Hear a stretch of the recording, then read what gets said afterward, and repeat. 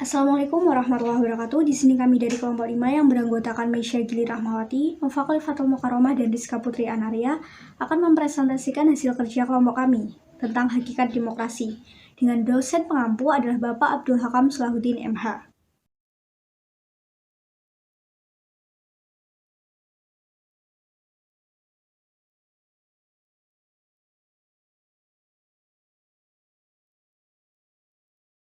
Yang pertama adalah konsep demokrasi. Istilah demokrasi berasal dari Yunani kuno yang diutarakan di Athena kuno pada abad ke-5 sebelum Masehi. Kata demokrasi berasal dari dua kata, yaitu demos yang berarti rakyat dan kratos atau kretein yang berarti pemerintahan.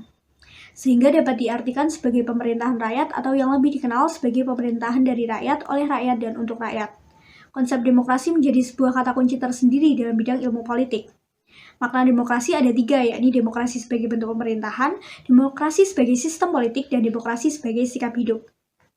Secara garis besar, demokrasi adalah sebuah sistem sosial politik modern yang paling baik dari sekian banyak sistem maupun ideologi yang ada. Menurut pakar hukum tata negara, M. Mahfud MD, ada dua alasan dipilihnya demokrasi sebagai sistem bermasyarakat dan bernegara. Pertama, hampir semua negara di dunia ini telah menjadikan demokrasi sebagai asas yang fundamental.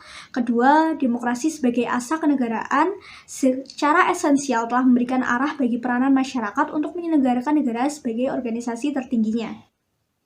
Dari beberapa pandangan dan pengertian yang ada, demokrasi bisa diartikan dengan suatu keadaan negara di mana dalam sistem pemerintahannya kedaulatan berada di tangan rakyat, kekuasaan tertinggi berada dalam keputusan bersama rakyat, rakyat berkuasa, pemerintahan rakyat, dan kekuasaan oleh rakyat.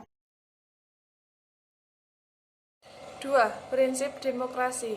Menurut Ibnu Kencana Syafi'i, prinsip-prinsip demokrasi yang bersifat universal antara lain: A. Adanya pembagian kekuasaan, B. Pemilihan umum yang bebas, C. Manajemen terbuka, D. Kebebasan individu, E. Peradilan yang bebas, F. Pengakuan hak minoritas, G.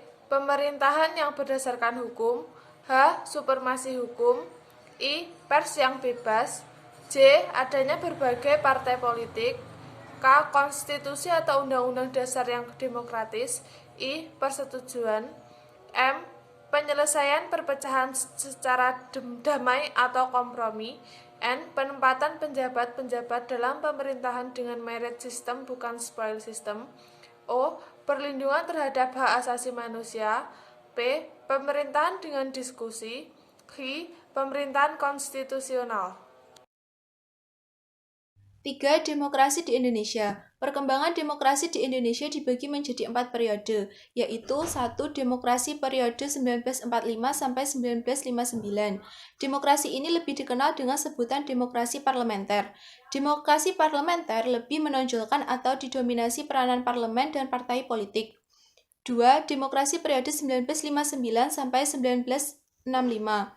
Periode ini disebut demokrasi terpimpin dengan ciri-ciri dominasi politik presiden dan berkembangnya pengaruh komunis serta peranan ABRI dalam penanggulangan politik nasional. 3. Demokrasi periode 1965 sampai 1998. Demokrasi periode ini merupakan era Orde Baru yang menonjolkan sistem pemerintahan presidensial, tepatnya pada masa pemerintahan Presiden Soeharto. Sayangnya, pada masa ini, Pancasila hanya digunakan sebagai legitimasi politis karena pengamalannya tidak sesuai dengan Pancasila. 4. Demokrasi periode 1998 sampai sekarang.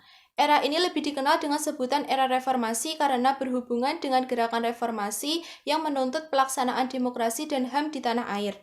Tuntutan tersebut berakhir ketika lengsernya Presiden Soeharto.